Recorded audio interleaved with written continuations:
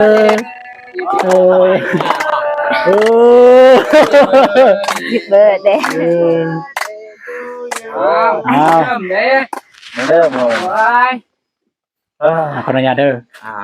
สมมติว่าบ่ให้เมื่อหน่อย แต่งตัวงามได้มื้อนี้สิไปไสสิไปซื้อแขกเป่าให้วันเกิดไอโกให้อุ้ย ปล่อยเนี่ยทำไม เอาแม่แจ้วจะอีกคือว่าเอาแม่แจ้วให้เจ็บให้ไข้เลย สมมติว่าบ่ให้เมื่อตึงสิเมื่อซองมึง อุ้ย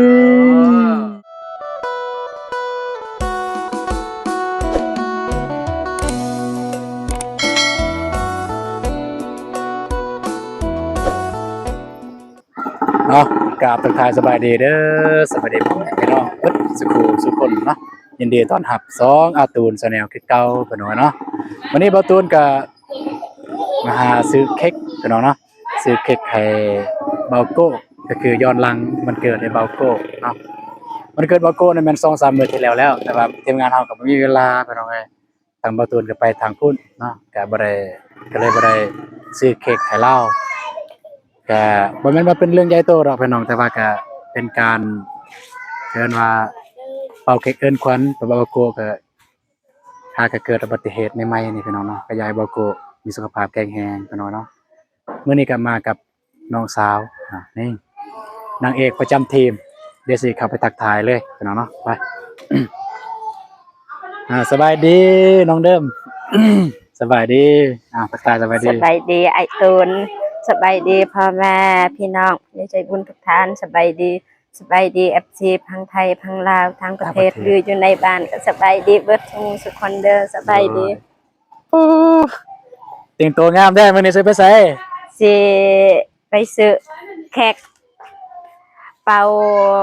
ให้วันเกิดไอโกให้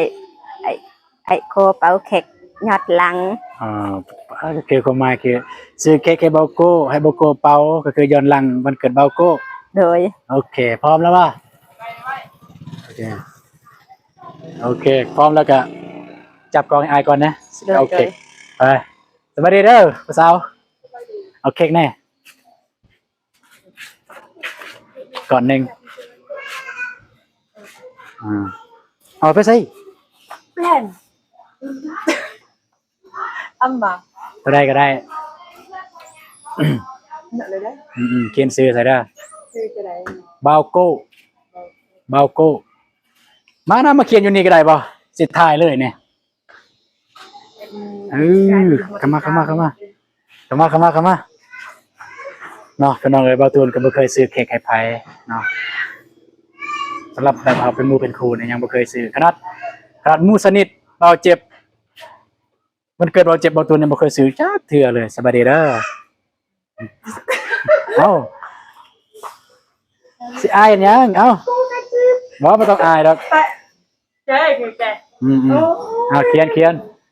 พี่น้องเอ้ยแม่ข่าวอายพี่น้องเนาะอายกล้องเบาโก้เด้อ HBD แล้วก็เบาโก้คือผู้เจ้าเคยเฮ็ดผ่านมานั่นแหละ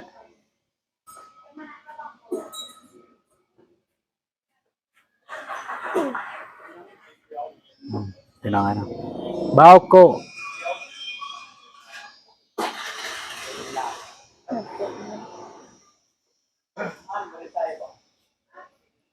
บ่าวมีไม่เอกบ่าวโอเคพี่น้องเอาถ่ายเบิ่งตากล้องเห็นบ่เห็นจับภาพเลยแป๊บนึงบ่าวโกโอเคเท่าใดใส่กล้องก่อนพี่น้องกันเนาะใช่ รู้สึกว่าตื่นเต้นแต่บ่รู้ว่าบ่าวโกนี่เฮ็ดหยังอยู่ตอนนี้ เขากับเบาโก้ก็มาสนิทกันกับตอนถ่ายคลิปนั่นแหละพี่น้องเอ้ยก็ร่วมงานกันเกินมาร่วมงานกันถ่ายคลิปก็ถึงสนิทหยุดก่อนถ่ายกล้องเลยสบายดียังไม่ได้ยินเสียง เออ 60เนาะ ยังไงเนาะซื้อยังนี่ ชื่อแม่ ให้บอกโก้เหรอ โดย โอ้ยไปซื้อไผ่บอกโก้เป็นยังไงเนาะกาเกียมกันแล้วแต่วันนี้แต่วันนี้เลยต้องเริ่มพูดบ่บ่ทันพูดบ่ยัง ให้คูณเบาตอน มาแต่งตัวงามแท้ เลิกเรียน มาแต่งตัวงามแท้มาแต่ไสมาแต่ มาแต่อยู่ประเทศ มาแต่ส่วนกับพี่เออยังไงเนาะไปได้ป่ะ ยังสำ เพ ห ราะ รับ ว่าพ่นสิตกพี่น้องเอ้ยเนาะ ตกเลยยังสำลักเงินก่อน มาซื้อมุ้งให้ไอ้แดง ซื้อมุ้งบ่ โดย อ๋อ ได้แล้วว่าปลูกกาแฟ แนว แล้ว โอเคไหมค่ะถ่ายบ่ ไปปลูกกับกลาง เด็กกลางเอ ปืน อ ก็แล้วเลย มือก็แล้วเราเจ็บออกมาซอยเนาะ เดี๋ยว ไป ไม่แต่ว่าไอ้นุ่งนำหน้าก่อนเลย โอเค ไปให้โบโกฮูโตพนองเลย เพราะว่าคนก็ยิงเขาไว้ใกล้โน่น เด้อโอเคครบแล้วบ่อันเทียนนี่ยังครบแล้วเนาะกาแฟบ่เอายอด มีเทียนมียังอะติมีทวนมีบวงสุดยอดเลย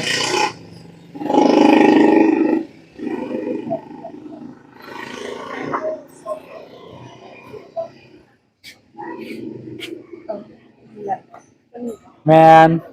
สิถ่ายบ่ฮะจังได๋ก็ได้แล้วเนาะโอเคพี่น้อง ขอบใจอ่ะ 60,000กีบพี่น้องโอเคไปน้องเดิม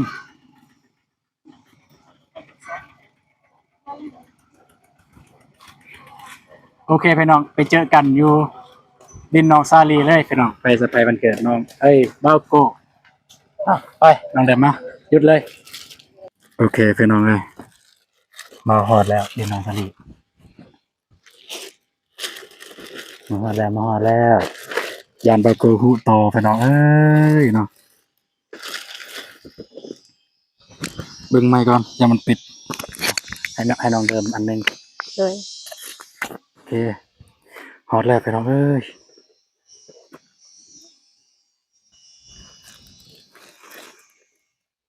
มาชื่ออยู่ที่ตัวไอให้เบาอัน ลืม Happy Birthday Happy birthday Happy Birthday เด้อไอโก้ Happy อืม Happy Happy Birthday เด้อไอโก้แล้วก็อวยพรแล้วก็อวยพรคืออวยพร FC ทุกคนนั่นแหละ โดย สุขภาพแข็งแรง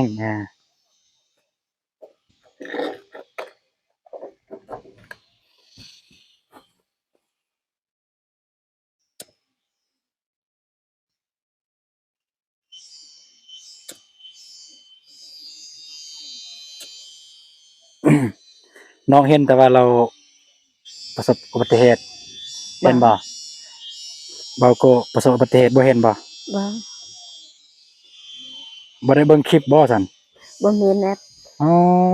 เนาะแล้วก็น้องอย่าลืมเว้าว่าหลังจากอวยพรแล้วก็อย่าลืมเว้าว่าอ่าอย่าลืมถามเบาโกว่าเป็นจังไดใครแน่ละบ่ที่แบบว่า คือน้องเห็นอ้ายไปตามรถนะใครแน่ละบ่ซื้อใครแน่ละบ่เด้อ โดย หลังจากอวยพรแล้วโอเคน้องถือเลยนี่น้องถือนี่เด้อถือจังซี่เลยเห็นบ่ โดย โอเคมาไปพี่น้องเอ้ยสดๆร้อนๆเลยพี่น้อง จั เอ้ย หน่อ เนาะ ยมือสั่น ไปบ่เคย เฮ้ยสาวงามประจำทีมจับเค้กวันเกิดให้เบ้าโกไอ้น้องเนาะสาวงามประจำทีมจับเค้กวันเกิดให้เบ้าโกพี่น้องเพราะว่ายันค่ำไปหน่อยยันมืดเราก็เลยต้องได้มาตอนนี้ไปไว้ ตื่นเต้น ไปเลย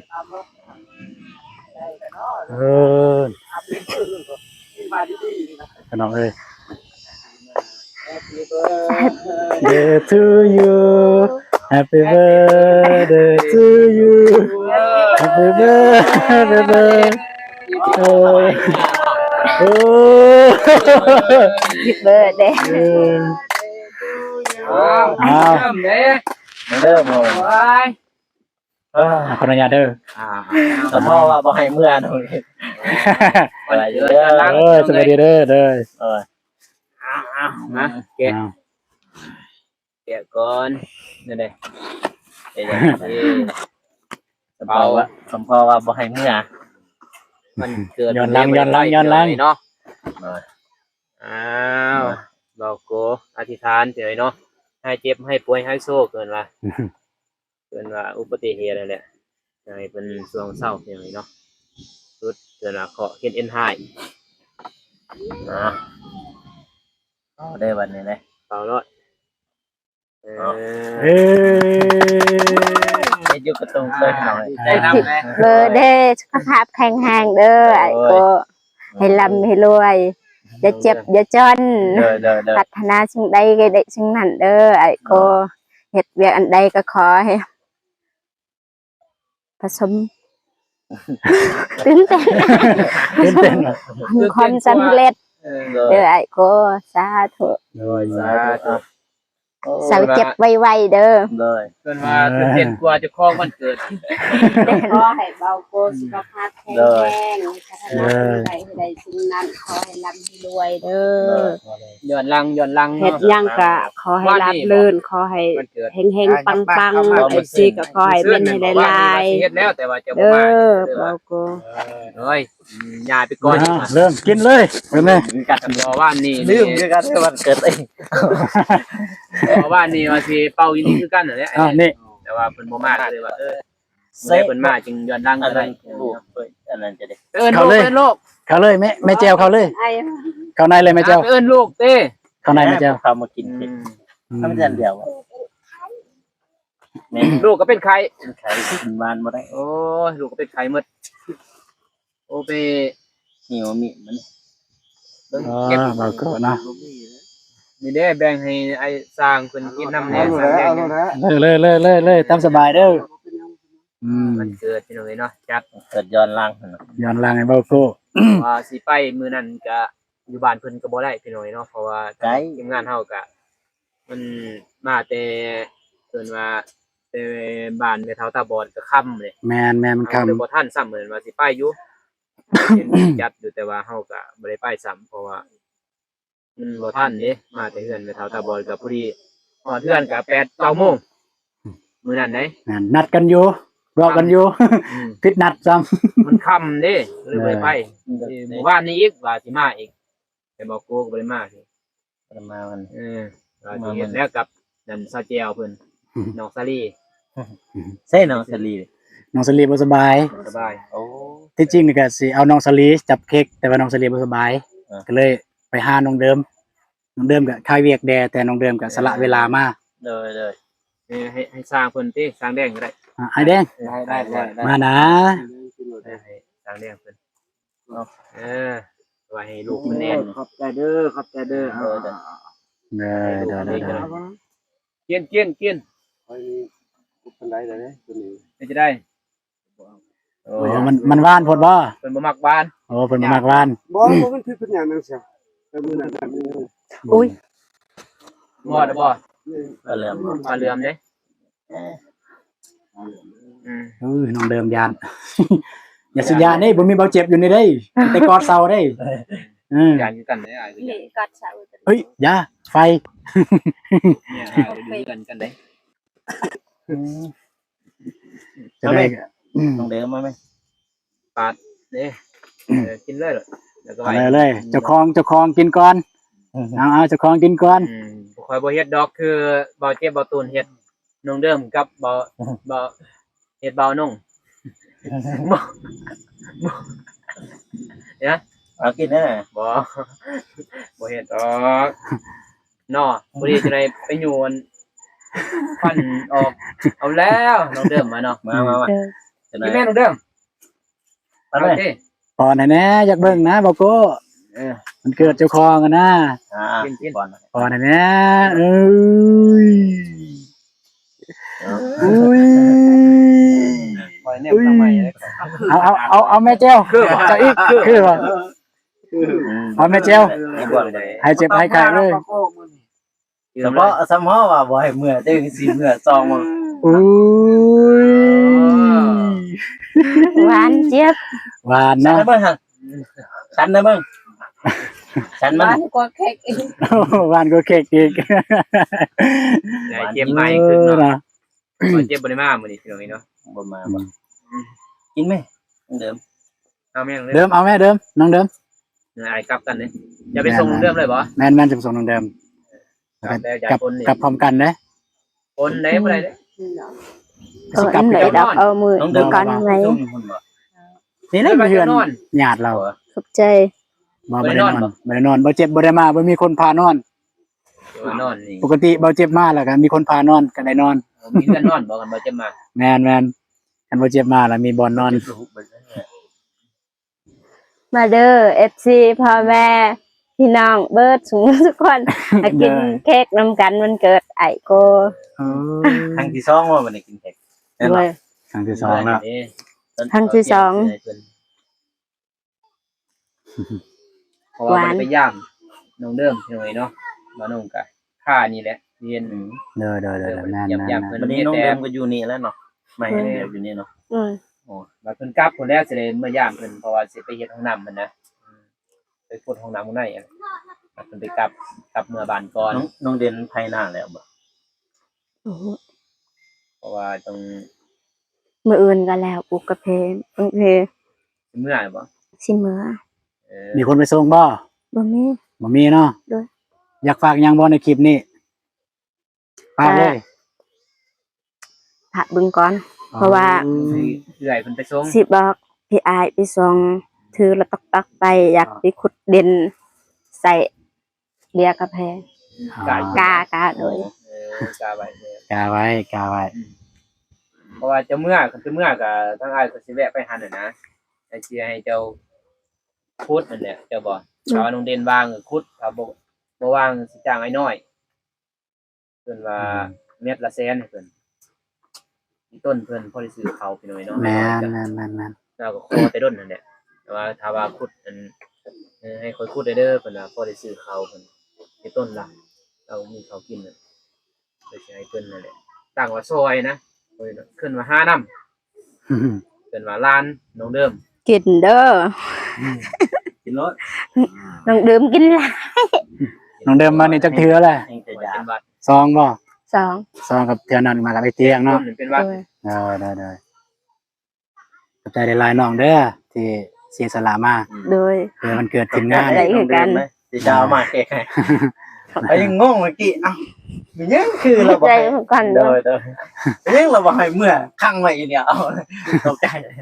สิลุกเมื่อยนั่งตันเนี่ย โอ้โหนั่งสั่นเลย มาสะพาย เอ้ย ไปสิลุกเมื่อเลย อยากเห็นเด้อตอนนั่งตันนั่น เหนื่อยเด้ยังถามบ่ตูน จะสิช่องที่ตื่นเพิ่นน่ะ เพราะว่าสิเฮ็ดคำมืดก็มันยากพี่น้อยเนาะ แม่นยากน้ำรถน้ำรางเขานั่นแหละยาก รถล่างนี่มีตาเด้เลยให้บ่ตูนมาไว้แล้วก็เอาบ่ทันจะมื้ออื่นอีกนั่นแหละเอาทันก็มาไว้แน่ว่ามาบ่เฮ็ดคำเนาะเพราะว่ารถล่างบ่มีตาได้รถเฮา ไอ้ช้างแดง เนี่ย ไม่เล่นอยู่เฮือนอะไรเด้ บ่เล่นเพื่อนได้จ้ะ โดยไปเล่น นี่บ่ปลูกมาเขาอยู่ น้องเดิมส่วนไอ้แดงไปลินเฮือน ไปกินข้าวไปกินน้ ไปนำกัน ำแต่บ่มี ก็ให้อาณา แล้วกินแล้วแสบ น้องแก้วน้องเด็กเออ เอ้ยแก้วเด้อยู่ เพิ่นมาเผาก่อน แม่เจียวมาเฝ้าอยู่นี่ แสดงไปกินข้าวกินน้ำเพื่อนน้องเดิม โดยแต่ว่า 3 โมงกลับมา ถ้าต้องเศร้านี่ ยอกเพิ่นแรงก็เศร้ามันนอนเศร้า ไอ้แม่เจียวแล้วเฝ้าอยู่นี่ฮอด3 โมงเช้าวันนี้ทางทีมงานทีมงานสร้าง เขา สิ ก็ มา ได้ผู้หญิงคนหญ้ายาก คือได้แซ่บบ่น้องเดิม ช่วงนี้มันมีใครเนาะแข่งพอกับคาเวียร์ โอเคก็บอกว่าย้ายห่างทีมงานเฮาย่านฝนสิตกดอกเป็นอื่น คนหญ้าแล้วมันตกแล้วนี่แย่ๆอยู่ ตามคุณแล้วเลย ต ตกบ้านเนาะ ไปเฮาก ลับแล้วบัดนี้ จะไปส่งน้องเดิม เด้อหลายโดย เดินทางปลอดภัยเด้ เด้อ อโชคดีไปทางใดไกลไปฮอดจอดถึงเด้อมีสุขภาพแข็งๆตลอดปีตลอดไปอย่าเจ็บอย่าจนร่ำๆรวยๆเด้อสาธุ เออเจ็บคือสิเศร้าเลยเนาะคำไม่พอเนี่ยเนาะ ไปเดินทางกลับ จับบ่ได้ ไปสิได้กลับกันเฮา ที่มีแห้ง โดย ไปกลับก็ได้แน่เนาะ รุ่นนี้รุ่นบินมันไม่ธรรมดาโดยรุ่นบินบ่ กลับก่อนไปแล้วบ่เงินไปแล้ว ไปไปไปไป บ๊ายบาย ไปไปบอกกูไปบอกเลย แล้ว บ่ลืมคือทอดบ่ได้วางกับปินเล่น ถ้าจะว่างก็จะมาเรียนอยู่นี้จะบอก จะวางจะมาลินบ่คอยมาพอดีกับ ถ้าไม่ได้จะว่างอะนะจะมาเรียนน้ำหนองทะเลน้ำจะบอก โดย มาบางทีถ้าว่าจะว่าว่างได้จะก็บอกเอาโทรศัพท์เอื่อยเสร็จหานี่บ่ โดย แล้วบางทีอาจจะซื้อมาตั้มกับคุณเป็นยังบ่กินน้ำกันกับทะเลเด้อ โดย ถ้าไม่ มือ ว่า ว่าง งดอกมือว่างกันมาถ้าวีจำเป็น เพ กั ราะ น ว่าถ้าว่าสิไปหาน้องนี่ถ้าเอื้อยจะเฮาก็เกรงใจเอื่อยนะ บ่เป็นหยัง เขาดีใจเขาว่าคันใดเด้อ โอ้แข่งร้าน พวกนางเราสิมาหา บอกกันคืออยู่เพื่อนน้องนี่มัน สบายเนาะ กันเองเด้ เป็นกันเอง ฮู้กันแหละเดี๋ยวมันก็ง่ายๆแน่พี่น้อยเนาะก็เฮานี่เกรงใจทางครอบครัวเอื้อยเพิ่นนี่นะเอาไป เอ้ยที่อายแม่เฒ่าจำถามว่าตอนได้พวกนักบ่าวสิมาโดยคือชมว่าพวกอายพวก ว่างแล้วเด้อ บ่าวบ่มา ทางอ้ายอะไรที่ทำเบิ่งคลิปเนาะทางแม่เฒ่าทำบ่ได้ว่างๆก็ทางทีมงานเฮาก็สิไปแบบใน5เดือนน้องน้องเด้อมาแล้วก็แบบไปดินน้ำเพิ่นแล้วก็สิไปแวะเรื่องนั่นแหละน้องเพิ่นว่ากำพ้อยพี่น้อยเนาะที่น้องเดิมเว้าเนี่ยสิไปแวะหาเพิ่นก่อนเพราะว่าทางนี้เฮานุ่งนี่แหละเห็นอ้ายผู้เดียวเห็นบ่แงกๆมาซื้อนั่นซื้อนี่ก็เลยบ่ทัน สุด โดยก็เจ้าอยู่ดีมีแห้งเด้อ ๆโดยคือกัน ลำเรื่อยๆแหละเฮงๆปังๆคือว่าขอให้ยึดที่ครับที่ลงขึ้นว่าปรารถนาสิ่งใดก็ได้สิ่งนั้นเด้อ โดย ความเจ็บอย่าได้ความใครอยู่ที่นี่โดยมีแต่ยังกะอายปานนั้น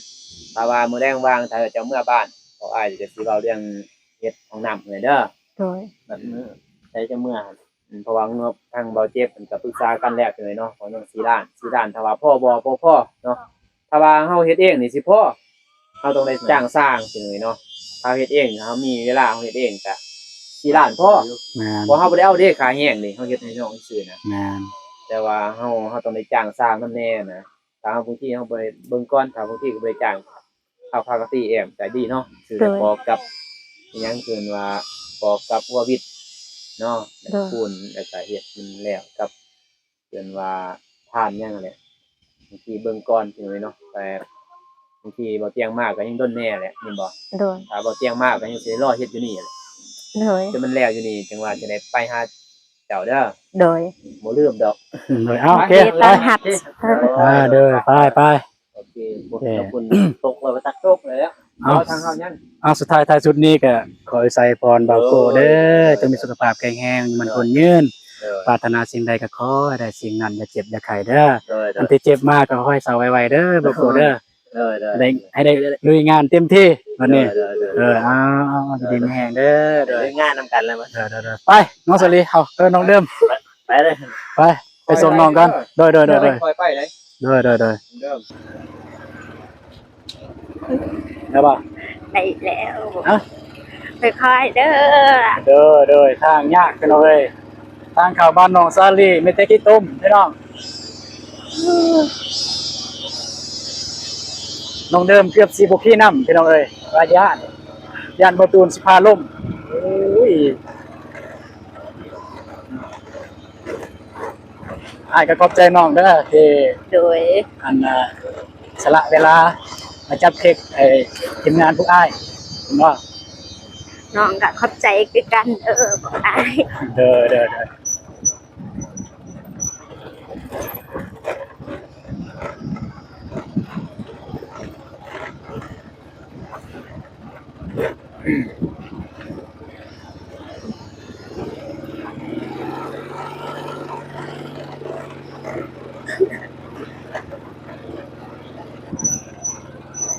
ฮอดแล้วพี่น้องฮอดแล้วฮอดแล้วฮอดแล้ว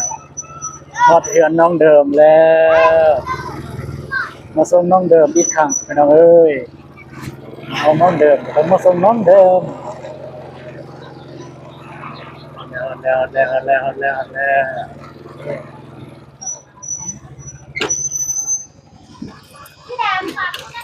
เย้เว้ยหยุดแล้วป่ะยังวะอืม เอาขอบใจเด้อ โดยขอบ ขอบ ใจ ใจเด้อ คือ ที่ กัน จับมันเค้กให้พวกอายเด้อ โดย อายก็สิได้เมื่อแล้ว เดินทางปลอดภัยเด้อ ได้ ไปที่ใดก็ไปฮอดจอดถึงอย่าเจ็บอย่าจนให้ลำรวยๆแห่งๆปังๆตลอดปีตลอดไปตลอดศาสตร์เด้อ โอ้ย สาธุ ธุเอาสเต็กเป็นยังหั่น เจ็บขา เจ็บขาสเต็กเจ็บขาไปน้องมาน้องเดิม เจ็บขาเนาะโอเคอาจจะได้กลับก่อนเด้อ โดย เด้อขอบใจหลายเด้อ บ๊ายบาย อย่าฝนตกพี่น้องเนาะเนาะโอเคทุกคนเลยก็มาส่งน้องเดิมไปที่ฮิปฮอยแล้วมานั่งนี้บ่ได้นะเนี่ย มาส่งน้องเดิมไปที่ฮิปฮอยแล้วเนาะฮอดเฮือนฮอดซานแล้วอายมียังให้เด้อ โดย เด้อบ่มียังให้มาซื่อๆจะเครียดอายได้ บ่เคหัด เด้อ ดีใจ บ่เครียดอายเด้อ อ้ายมา โอเคสำหรับคลิปนี้ขอเจ็บอีกแล้วโอเคสำหรับคลิปนี้ขอจบคลิปเพียงเท่านี้พี่น้องเอ้ยเจอกันในคลิปต่อไปคลิปนี้ขอกล่าวคำว่าสบายดีเด้อน้องบ๊ายบายเจอกันในคลิปต่อไปพี่น้อง